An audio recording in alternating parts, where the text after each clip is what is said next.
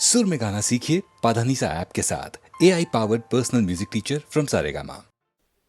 गांव को बढ़ना चाहिए खुद कि लोग वहां रहें, लोग बहें। लोग वहां बहेंगे वो दो बातों से। एक तो खैर अच्छी खेती हो, वो भी काफी नहीं है।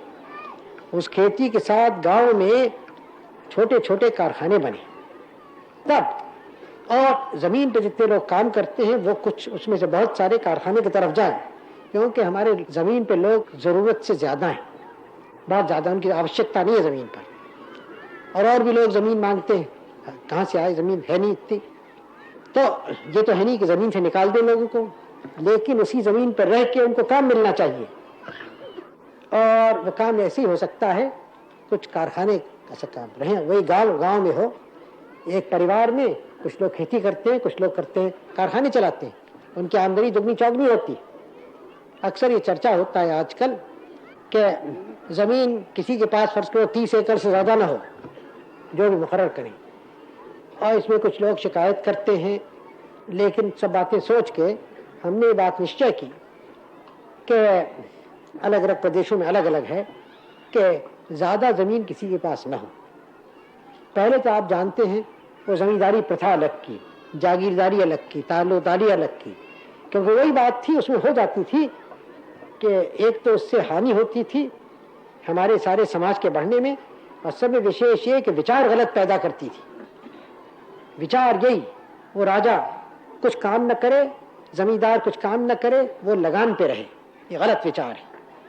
अच्छी समाज वो है जिसमें जो काम करता है वो उसको खाने पीने रहने का मिलता है, जो काम नहीं करता उसको कोई अधिकार नहीं किसी और के काम पे रहने का। ये सिद्धांत होना चाहिए। अब इस तरह से सफाई सिद्धांत कह देना तो कठिन है। अब उसमें बूढ़े हैं, बच्चे हैं, खैर और बात है, उनका समाज के ऊपर बोझा है, समाज की उनकी देखभाल करनी चाहिए। लेकिन कोई हट्टा कट्टा पुरुष या स्त्री, याद रखिए या स्त्री, ये मैं कहता हूं या स्त्री, लेकिन स्त्रियां तो हमेशा बेचारी काफी काम करती हैं, घर में और जगह भी कहीं ना कहीं काम तो करती है, तो मैं नहीं कहता हूं बेकार रहती है।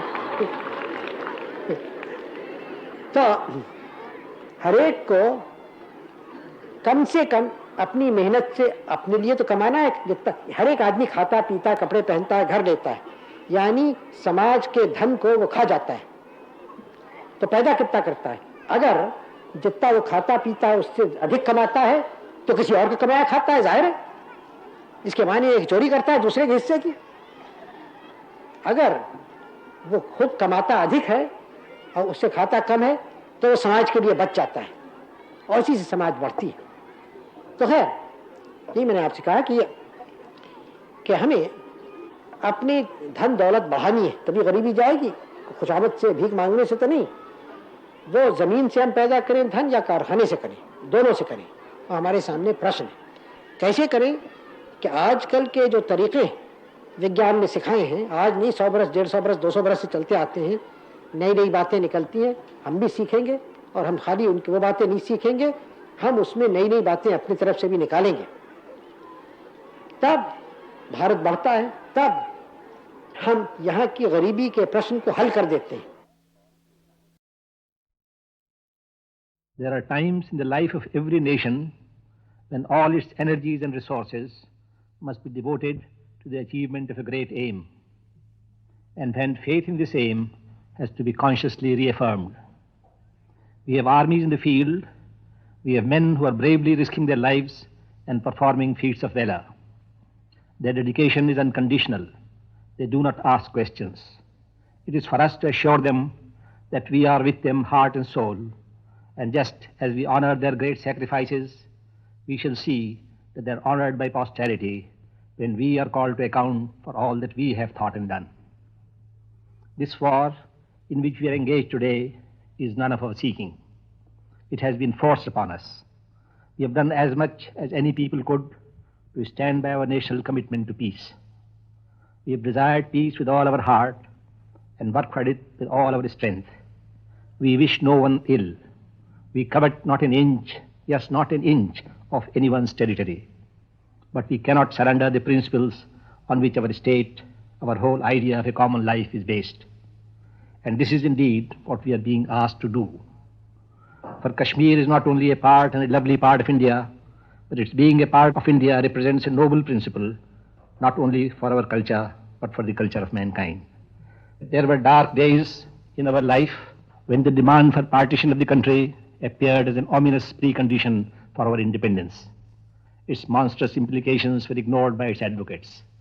The Indian Muslims were in fact asked to perjure themselves by asserting and defending the falsehood that because they were Muslims, they could not be citizens of the same state as those among whom they and their ancestors had been born and had lived, and to the rich fund of whose composite culture they had during centuries made highly valued contributions. They were being asked to uproot themselves, abandon hearth and home, neighbor and culture, friendship and goodwill. And now we Indians, we Hindus, Muslims, Sikhs, Christians and Parsis, we for whom India is and always has been one country, our home, are being asked at the point of the sword to admit that Kashmir cannot legitimately belong to India because the vast majority of Kashmiris are Muslims and must be offered up to Pakistan. That shall not, cannot be. Let us at this moment strengthen our faith in ourselves and our ideals. Let us remember that there are brave men, Hindu, Muslim, Sikh, Christian, Parsi brave men, laying down their lives to prove that we are one people, firmly united by common interests and ideals, and that our unity will stand any test. The Muslim among us should realize that he is where he is by God's will, that his Indian citizenship is a great moral and spiritual commitment. He has to be a true and dedicated follower of Islam. He has to drive fear out of his heart, that fear which is the mother of selfishness and hatred, and of much political and social evil. He has to foster goodwill and trust, to render service for the sake of service, to look beyond his life on earth to the day when he will be answerable for what he has done or left undone to promote understanding, cooperation and peace among men. The Muslims' fellow countrymen should appreciate and cherish this commitment. They should eradicate all suspicion and distrust, and as representing the beliefs and traditions of the great majority, help to mobilize all sentiments in the service of the common interest. The strength of a people lies in an inner harmony, not only of declared aims, but also of instincts. Instincts are endowed by nature, we cannot count on them. We must therefore cultivate the habit of doing the right thing spontaneously. This is a time when we should spontaneously follow our leadership, placing in it our full confidence and trust, and allowing it full freedom of action. It's a time when values which command our total dedication and commitment are in jeopardy, and therefore demand our total dedication. The basic principles of our national existence and the freedom to live by them are in danger, and we may count no cost too high to protect them. For without them, life as a moral adventure becomes meaningless, and living on without them is worse than death. It's the time when each of us must encourage the other to contribute his best, and through sympathy, cooperation and goodwill, make sure that not only the ideals we serve and the victory we achieve, but the inner harmony of our thoughts and motives is handed down to a grateful posterity. Let us clench our teeth and take the unshakable grim resolve not to rest or tarry until our principles are vindicated and the freedom of our motherland is unmistakably assured.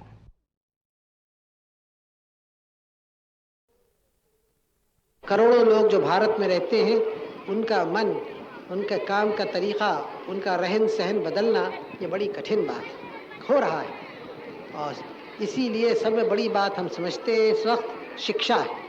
शिक्षा फैले, कोई पुरुष बच्चा न रहे, बड़ा बच्चा न रहे जिसके पास शिक्षा नहीं है, क्योंकि आखिर में शिक्षा से बढ़ते हैं। आजकल का संसार, आजकल की दुनिया आप जानते हैं यंत्रों की है, मशीनों की है, कलों की है। आजकल की दुनिया में बड़ी बड़ी बातें हो रही हैं। तो अगर हम इस दुनिया में अगुआ रहेंगे तो हमें भी शिक्षा के ज़रिए से सब बातें सीखनी है और आपस में एकता रख के मिलकर रह के अपनी शक्ति बढ़ानी है और अपना धन दौलत देश का बढ़ाना है। इससे सब लोगों का लाभ हो, कुशल हो। ये बड़ा काम है। 15-16 वर्ष हुए हमें स्वराज मिले और हमने इस 15-16 वर्ष में बहुत कुछ बड़े काम किए, लेकिन अभी तक बहुत बाकी है। और मैं समझता हूँ कि अभी एक और 10-15 बरस में हम इस पड़ाव तक पहुँचेंगे। यूँ तो कोई देश कभी आखिर पड़ाव पे पहुँचता नहीं है, इसकी यात्रा देश की हमेशा चलती जाती है, चलती जाएगी। हमारा देश हज़ारों बरस पुराना है और हज़ारों बरस और जने कितना रहे बढ़ता जाएगा। लेकिन एक एक यात्रा को पूरा करेंगे, फिर दूसरी यात्रा शुरू करेंगे। एक यात्रा हमने पूरी की, स्वराज की, अब दूसरी यात्रा है जिस पे हम चल रहे हैं, जिसमें सारी जनता को आगे बढ़ाना है और दरिद्रता गरीबी को निकाल देना है। ये ज़्यादा कठिन बात है, लेकिन मैं आशा करता हूँ कुछ वर्षों में 10, 12, 15 वर्ष में इसमें भी हमारी जीत होगी, क्योंकि बड़ा काम है सारे देश को बढ़ाना।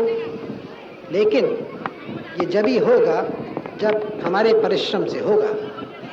कहीं और लोगों के पैसा देने से तो हमारी कठिनाई दूर नहीं होगी, हमारी दरिद्रता नहीं जाएगी। हम और देशों से पैसा मांगते हैं और पैसा हमें मिलता भी है और उसका हम धन्यवाद देते हैं। लेकिन याद रखिए, कोई देश और देशों के उसको ढकेलते नहीं है बढ़ने के लिए, खुद अपने परिश्रम से, मेहनत से, अपनी अकल से बढ़ता है। आपके यहाँ ये पुल बना है, ये आपके असम को मुबारक हो, बधाई हो आपको, क्योंकि ये चीज़ आपके असम के लाभ की है, असम की जनता की, और एक नमूना है असम के और सारे भारत के काम का, जिसमें हम सबों को खुश होना चाहिए और जो लोग इसको बनाते हैं उनको बधाई देनी चाहिए।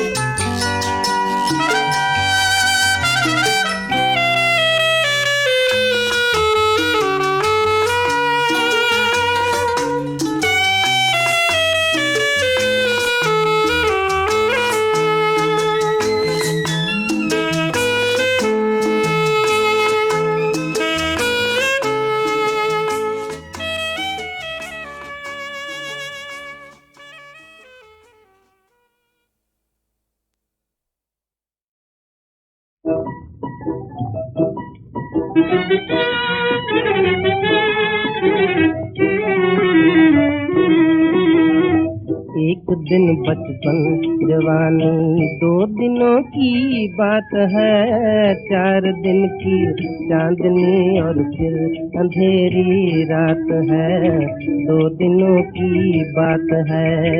एक दिन बचपन जवानी, 2 दिनों की बात है, 4 दिन की चांदनी और फिर अंधेरी रात है, 2 दिनों की बात है।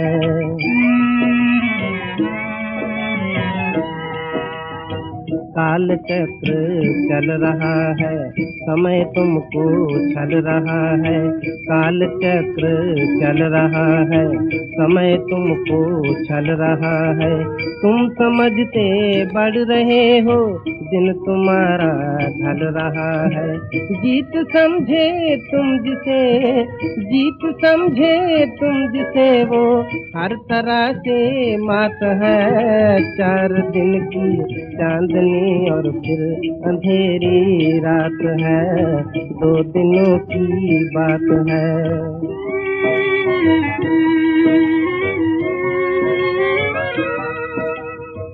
आज बचपन है सवेरा, पल में जोबन आए तेरा, आज बचपन है सवेरा, पल में जोबन आए तेरा, पलक मारे बीत जाए फिर बुढ़ापे का हो फेरा, जिंदगी आई गई, बस रह गई एक बात है, 4 दिन की चांदनी और फिर अंधेरी रात है, 2 दिनों की बात है।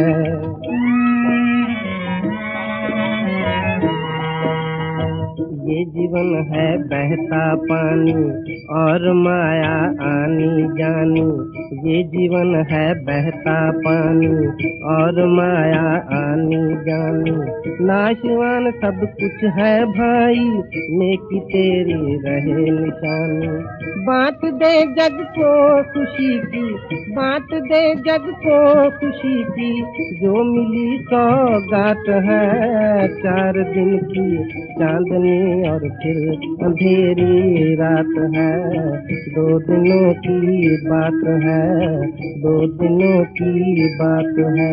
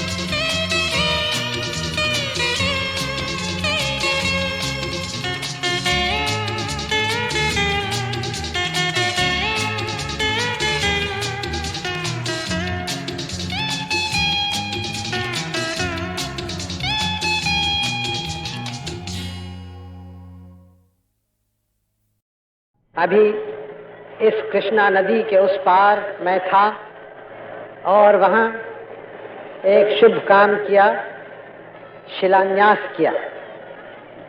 एक बुनियादी पत्थर वहाँ लगाया जिसके ऊपर या जिसके सिलसिले में अब ये बड़ी डैम यहाँ से बनेगी। जो मैंने वहाँ कहा, शायद यहाँ आपने सुना हो।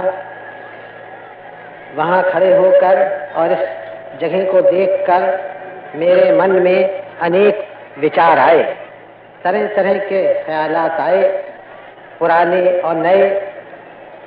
मुझे याद आया कि ये जगह एक हमारे इतिहास में भारत के बड़ी प्रसिद्ध जगह थी, और प्रसिद्ध भारत में नहीं लेकिन दूर दूर के देशों में, और वहाँ से लोग आते थे यहाँ। जो श्री पर्वत नाम था, फिर विजयपुरी उसका नाम हुआ। उस नगर में यहाँ लोगों से मिलने, पढ़ने और भारत की विद्याओं को, भारत के में जो एक धर्म पैदा हुआ था, बौद्ध धर्म, उसको सीखने को, समझने को। तो ये एक भारत की संस्कृति और एशिया की संस्कृति और तमद्दुन का एक बड़ा केंद्र था ये। आप देखें, यहाँ अभी मैं इस कृष्णा नदी के उस पार था, वो आजकल आंध्र देश कहलाता है, आंध्र प्रदेश। नदी के इस पार आया तो वह आजकल हैदराबाद प्रदेश कहलाता है। लेकिन उसमें कौन सा फर्क हुआ? उधर भी हमारा परिवार, इधर भी हमारा आपका परिवार। एक नदी तो हमें अलग नहीं कर सकती। और इस समय जो बड़ा कार्य हम शुरू कर रहे हैं, ये नागार्जुन सागर का दोनों तरफ का है, दोनों को मिलना है, दोनों का कार्य है।